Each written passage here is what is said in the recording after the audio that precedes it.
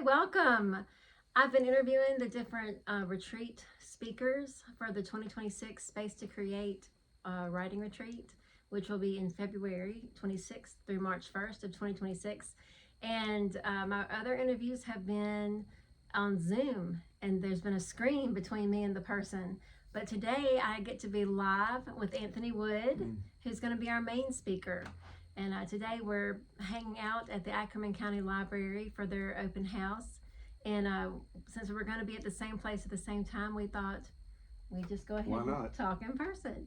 So we're hidden away in a closet. We're in a quiet place. So I just wanted to introduce y'all to Anthony and let him tell us about the workshops he's going to be doing.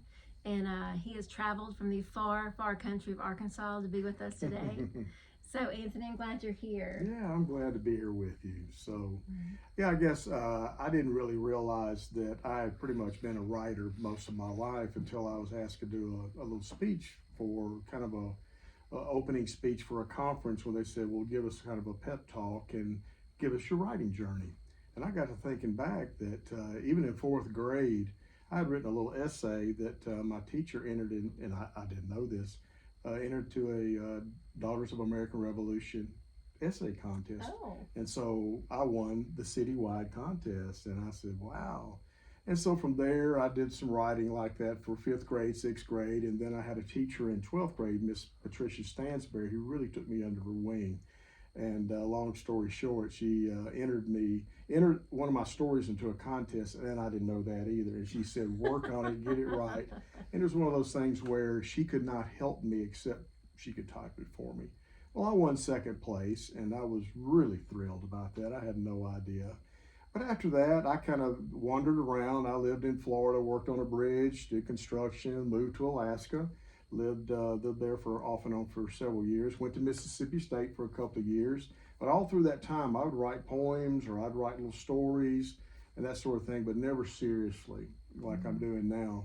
And then about 1987 or so, about 10 years out of high school, I went into ministry and, of course, did a lot of writing for newsletters and bulletin articles, and then went on to graduate school and of course, did papers, and then was adjunct, so I started grading papers and working with graduate students, and went on for a couple of master's degree and actually did a doctorate, which I'm proud of, but I don't really ever speak of. But it's my doctorate was in mentoring, so I have this real love for helping new people get started. So I try to do that a lot, especially now with writing.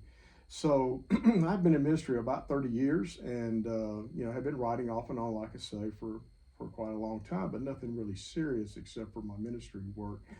And so I decided that I had probably gone to the end of my limit. I feel like I have been called to work in the inner city with the poor, the homeless, the incarcerated. And after about 30 years, I felt like I had done what I was supposed to do. Sort of like Amos in the Bible, he shows up and then he disappears, but he did what he was supposed to. And so I just decided to talk to my wife and say, hey, look, can we pull this off? I'd really like to write. And so what I started doing was I started writing this story that is now my historical fiction series, A Tale of Two Colors. And I think I had the right attitude about it. I know that now, didn't know it then, but I said, I'm going to write this whether I get published or not. And so I just concentrated on the story, wasn't worried about, the grammar stuff, and I always did pretty well in grammar or, all the correct story forms, characters. I wrote the story. And so, when I was done, I had about a 750,000 word manuscript monstrosity. Yes, my goodness. And I had just broken it up. I plagued my mother-in-law, my wife, my older brother, my wife's brother, and my cousin who lives here in Choctaw County with reading that manuscript. And it was laborious. But they said, great story, let's get you an editor. And I said, okay, that's what my mother-in-law, she said, I really hope you find a good editor. I didn't know how to take that at the time. But anyway, I was at home writing like I was doing, and I was re-upping on my life insurance. And so the nurse came in, and, home, visit. Took my blood, asked me questions, you smoke, all that kind of stuff. I don't do that. But anyway, she said, what do you do? I said, well, I'm a writer and I have no idea what I'm doing. She said, you need to meet my husband. I said, okay, who is your husband? She said, well, it's Dale Garrett. And I said, oh, okay. Well, I knew I had to get out at some point and get out there, so to speak. And she said, well, in fact, there's going to be a conference 2 weeks from today, and you need to go. You can meet him there. And I was thinking, oh, man, the introvertedness kicked in. And I said, no, I don't want to do that. But I did, and I went. And so when I got there, didn't know anybody. Met Dale, but he was selling books and stuff. He was busy, and he said, man, we'll get together later. Yeah, your wife told me about you and all that. So I was sitting over there by myself with another newbie who is actually a part of our writers group now, and listening to the speaker. And it happened to be the publisher that I have now. I didn't know him from anybody. And I went up to him at the end of the second speech of the morning, right before lunch. I said, man, I really liked yours. It really helped me a lot. He said, well, good. He said, I got one more after lunch. I said, okay. So I went to lunch, sat by myself almost, didn't know anybody. Oh, Well, people sat with me, but I'm okay with that because I was really soaking everything. I was checking my notes and stuff. Well, right after lunch, I went and sat again with my newbie friend. She had gone home. She had family stuff or something. And the business partner that Casey Cowan, my publisher now, who was traveling with him, and his wife was there as well. She came over and sat by him. She said, who are you and what do you write? Well, Casey was walking up there and getting his notes ready for his next speech. So I had about 25 words. So I told her what I was doing. She said, don't go anywhere. I want you to meet Casey after the conference. So they went and packed up after his speech, came back and waited the conference over. And I went out there and I said, well, hey, I'm Anthony Wood. And he said, well, I'm Casey Cowan. And I just sat down and he said, tell me what you're doing. What are you doing? Just real off the cuff. And I didn't know it, but I was making a pitch. Right. I didn't know what a pitch was. I didn't have a clue. And so I got done with that. And he said, well, I'd like to talk to you about a contract. And I like to fall out on the floor. I did because, and I said, after we kind of talked about that, and it was going to take several months to get all that in place. And he finally said, he said, well, man, I'm looking forward to this. I said, well, let me just ask you a question. He said, why would you offer me a contract? You don't know me from anybody. He said two things. He said, you have written a monstrosity manuscript and you're still writing. He said, so that's what they call you've got the chops. You're going to get it done. And he said, the second thing, the passion in your voice for your story. And he said, that's what really sold me. So the rest is kind of history. I started, writing and started breaking up that big manuscript. And it's turned out now is 8-book series, and will be 10, but possibly 12. Oh my goodness. Yeah, well, it's just the story continued on, and of course, in today's most readership for historical fiction, you want somewhere between 65 and 80,000 words. So the books can't be huge like they used to be, like so big. And so I started doing that, and they coached me on that, and they taught me a lot through development editing and line editing, and commas are my enemy. I hate them. I would shoot every one of them, but I love development. And so out of this, I started writing a few short stories, and for contests for like our conference that we were hoping, maybe you can come next year. And so I started winning a few of those, and then I started getting a few short stories published, especially Westerns, and I never had counted on doing that. But it just kind of flowed. And so once I did that, and I won a Will Rogers Medallion Award medal, which is a national award. And so that kind of, they took notice, I guess, and they said, hey, would you like to kind of work with our magazine as just a line editor? I said, no, not a line editor. You're going to hate me to do that. There's comments. But he said, well, we want you to do that, and we'll teach you some. But he said, we really want to get you to the development editing. So long story short, now I'm the managing editor of Saddlebag Dispatches magazine, which is really cool. I get to help select the stories that go in. I manage all the editors, make sure we get everything right from the commas to historical accuracy and all that stuff. And that kind of flowed out of that.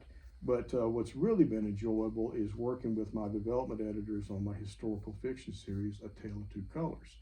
And I'm really happy about being right here in this place today and coming to your retreat in Choctaw County, because that's where my story bubbles up from. Wow. Our ancestors, on both sides of my family, mom and dad, all came here early on. In fact, the Wood and the Tullis family, and I write about the Tullises, came here like as soon as the land opened up, and they bought land, and we still have Tullis people and Wood people here in Choctaw County. So really the story that got me started on that, and I'll try to make this short, is when I was about 10 years old. I told you I would get started talking. Is when I was about 10 years old, I went and, of course, stayed a week with my mama and papa in the Delta, Mississippi. And, of course, as all good Southern boys do, we get, just enamored with the Civil War. It just happened back in the 60s. So I had my little plastic army men, and I had my big picture book. And I said, Mama, I said, do we have anybody who fought in the Civil War? She said, well, yeah. And she told me 4 little snippets of stories, some a sentence and a half, and that was it. Mm-hmm. Took that home. Dad said, that's not our people. Never heard that. And never even heard of those people, never heard of those stories. I said, okay, I took that away. 35 years later, I said, Dad, who is the genealogist cousin we got in Choctaw County? And it was Linda McCullough. And in fact, I'm staying with her right now. And I said, let's go see her. So we went down there, and she had written the article for the Wood family in Families of Choctaw County. It's a kind of the history of families that were here and pioneered and all that. And so as soon as I got there, and we said our hellos, hugs, all that stuff, I flipped real quick over to the Wood family, went down through there, and nothing was there. I said, I said, Linda, did we have anybody in the Civil War? She said, not in the Wood family. If you'll turn over to your great-grandmother's family, and all 4 of those stories are right there. Mm. And the one that really caught my attention was Columbus Nathan Tullis, who was the main character in my historical fiction series. He was my great-great-uncle. He started off fighting for the 27th Louisiana Infantry, went all the way through the siege of Vicksburg, was paroled, took the oath, and then a few months later, he joined the Union Army and finished fighting for the Union. Wow. In fact, I'm 95, I want to say 99% sure that he helped lead the Union Army that burned the factories that were at Bankston, because he wanted the war to be over. Mm-hmm. And so the whole series is based on the premise, why would a man switch sides? So I've looked at that from every angle. I've read, I love research, and I want to talk about that a lot in one of my sessions. Is reading the diaries, the letters, action reports from the military guys, and all that, to really get at how these guys felt and what they struggled with. Mm-hmm. And there are things you'll find in there that will help you to understand what their loyalties were, what their convictions were. And I researched even the religious history of the Tullis family. And just real quick, as a little note, when they moved to Choctaw County about in 1842, they started the New Zion Baptist Church, and it's still going on. Mm-hmm. And I went to Mississippi College and was able to hold the ledger. And this is like, for a history guy like me, I'm holding the ledger that has the handwritten names of my ancestors. Wow. In it, where they became charter members, about 12 or so with different people. And so when they started the church, everybody was welcome, blacks or whites. And so about 1855, when, the Civil War started heating up then already, the division, the church that they helped start, the New Zion Baptist Church, and it's in their history, it's nothing, to be ashamed of, it just happened.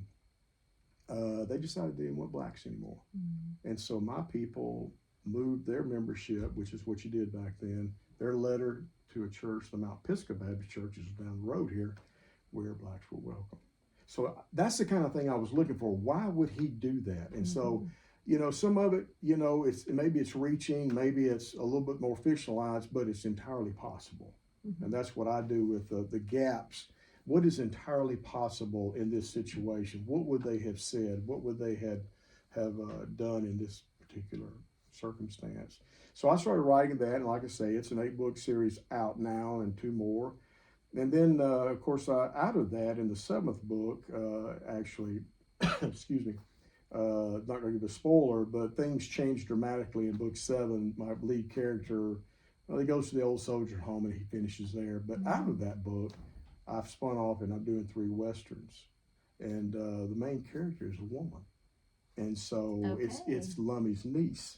And so that's kind of different. And it's getting some attention right now because there's not many guys that are willing to take on trying to write a female character. I told people that, I guess my inner woman's coming out.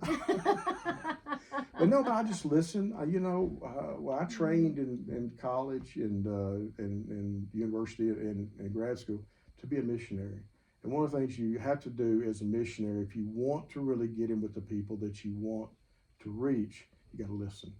You got to pay attention. You got to watch. And that's what I did. And when I went inner city, it was 90% women in the projects. So I learned a lot about, of course, they were poor African Americans and some white, but I just learned to pay attention. And so, fortunately, 2 of those books have been edited. And one of my editors is a woman. She said, "You nailed it." Oh, And wow. how I did that, I said, I told my wife, I'm scoring points over here. So anyway, that, and then of course I've got some other things. I'm going to write some books about. I've got 3 that kind of laid out about my ministry experiences in the inner city. Tell the stories I couldn't tell when you go around big money for churches. You always had to tell the stories. I always had to tell the stories that, well, the ending turns out good. Well, I'm gonna tell the ones that didn't, and write some of those. But anyway, the other book that has kind of come out of this right now, besides the magazine and the series and these other things, is The Name Tree. And that book was, I'll make it through this, but it's about my daughter who took her life. And that happened in March of 2019. And 1 year to the day of her death, March 15th, 2020, I woke up about 3 o'clock. I had no reason why. I was working on all kinds of lists. I had nothing on my mind about that. Of course, I knew it was going to be the anniversary day, but that was the only thing on my mind. Got my coffee and sat there in front of my laptop for about 45 minutes. And so then I started writing. And the first line in that book, if you take a look at it, it's 4:15 and I'm nursing a cold cup of coffee and I don't know why I'm here. 20 days later, I had that book done. Wow. And it's about, our journey together. It's a little bit mystical, a little bit otherworldly. Sometimes, some places it kind of reads a little bit like Revelation, but it was my experiential writing. I experienced every part of it. And so it's intended, this may be stretching for some folks, but I really feel like Naomi helped give me that story. And so, so I put that at the beginning. In fact, several of my editors said, "There's no way you could have written this by yourself." And I said, well, wow. My wife was the first one. She said, "You didn't write this by yourself." And then my development editor said, "You didn't write this." And she hardly changed anything in this book. And so, I really, it's a tough one. It comes around in September that, it's when her birthday is, and that's when I had it released. But it's a message of hope. I don't take blame for her decision, but I did want to explore my part in her life. And a lot of it is that Naomi was a lost child. She really didn't know who she was. And so the story in the book is that I go to the other side to help her find her way. And then I come back. And so I take a look at that one. But anyway, all the proceeds from that book, I don't take a dime. I donate all the proceeds, and my publisher is donated to the 988 National Suicide and Crisis Lifeline. So every bit of it goes to that. I don't take a dime because that's a labor of love, as they call it. So that's kind of where I am right now. That's a lot. It is. It is. I'm finding out with writers, there's no straight path. Oh no. It's like our brains have so many different areas, Yep. and we write in all those areas. Yeah, and I've done off a lot of experiences. I've done a lot of different things. I've been a wanderer. I've been to Singapore, Malaysia. I've been in lots of places in Europe. Went to Ukraine doing missions. I've probably been over there 15, 20 times. Of course, working in inner city I think it would have been easier working in Ukraine than in the inner city of Memphis. It was just so different because, even in Ukraine, the folks they had their own apartments. They got out, they went to work, went to school, did what we normally do, Well, in the projects, it's a whole different set of issues and problems, and not all their fault. Not by any stretch, because societal ills, have contributed to it a lot.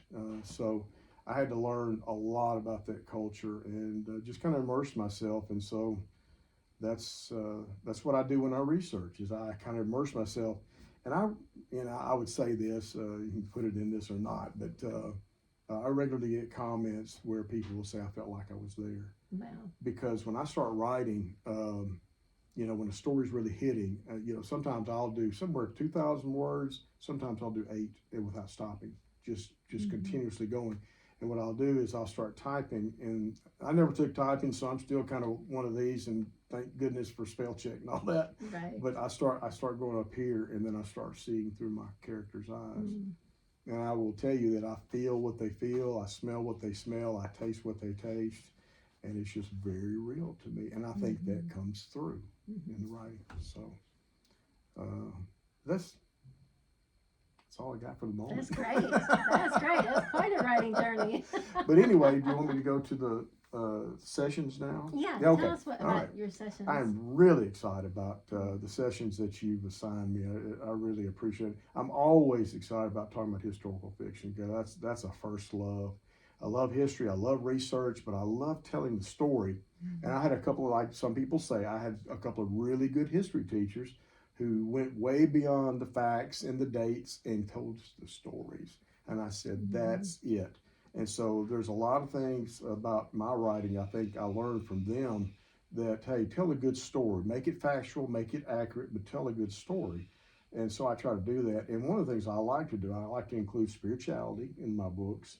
I don't like sanitized characters. I don't like, characters that are just squeaky clean. I want them to come from something if they're changing. They may be rough and tough and cuss a little bit or whatever, but they're changing, and you get to see that in my books. And that's Lummy. He grows from being a rough kind of guy to where his wife helps him, and people along the way teach him to be better, and he wants to be better. Back to the historical fiction, what I would like to talk about, first of all, is why would we write it? I want to talk about ways to write it and what to be thinking about. I want to talk about research. I want to talk about the types of research that you want to include. Sometimes people think you just go up there, that shelf right there, dig into some genealogy or a history book, and then you write it. There's other ways, other types of research that you can do that you can connect with. And I also want to have a little exercise that I like to do that I'm not going to give a spoiler on, but that helps people to understand how to stay focused on what you're doing. Because one thing about research and historical fiction, there are so many really tasty fat rabbits you can chase. And so, I mean, that's like, oh man, I want to go read about all that. Well, you'll lose your focus. And I've had to learn how to do that. Probably in grad school, learn that. I got to stay here because if I go there, I won't finish this. And so I just want to kind of give, I really want to meet whoever's there who's never even thought about historical fiction to those who are writing it. So I try to give a taste of a flavor for all. The healing through writing is a huge one, and I really have, I didn't expect that one, but I was elated because that's what the name tree is all about. And honestly, my historical fiction series, a lot of people don't know this, but my close family does. My family stories are all through those books, whether it's my ancestors who lived here or my own family. In fact, it's a kind of a really cool story. And my dad doesn't mind me talking about this now because we talk openly about it, but he was somewhat abusive when we were growing up, not sexually or anything like that, but somewhat spiritually because we were in a hard fundamentalist church, and some physically. And of course, my mom didn't know what to do, and she kind of just stood there. So we were affected by that a lot. And I found out that when I started writing that and I got it out on paper, that I didn't hold it anymore. That's one of the things I'll talk about. And so what I did is I put those stories into my characters. And so my main character, Lummy, is a lot me. I have to admit that. But his father is my father. His brother is my brother. And, that all that works out. And the reason I wrote, and at least the audience I was looking to write for at the beginning, was men 50 and older who had the struggles that I had difficult fathers who never really, the plague of the baby boomers, especially men, is that they weren't blessed by their fathers. They were expected to be like their fathers, but not blessed to be who God had made them. And so, sort of like that passage, and I'll bring this up, Proverbs 22:6 says, train up a child in the way he should go, and in the end he won't leave it. Well, I had a really good Hebrew professor. He said, that's not the best translation of that. I said, what is it? He said, train up a child in his own way. Meaning that it's on the parents to find out who that child is and then grow that, not make them clones. So I kind of put some of that stuff there, but a lot of different threads go through these books, and one of them is spirituality, another one is racism, another one is just convictions, and the right ones, and and bullying and different things that were very characteristic of the time. And I'm not infusing modern troubles into, the past. Basically, what I try to write is universal human experiences and truths into my stories. And I'm finding out that people, it's like they say, people don't really change, only their clothes do, through the years. Mm-hmm. So that's just, back to the healing part. The name tree course that I talked about is huge. It was good to get that out, and it was a quick experience. It was very, like I say, experiential.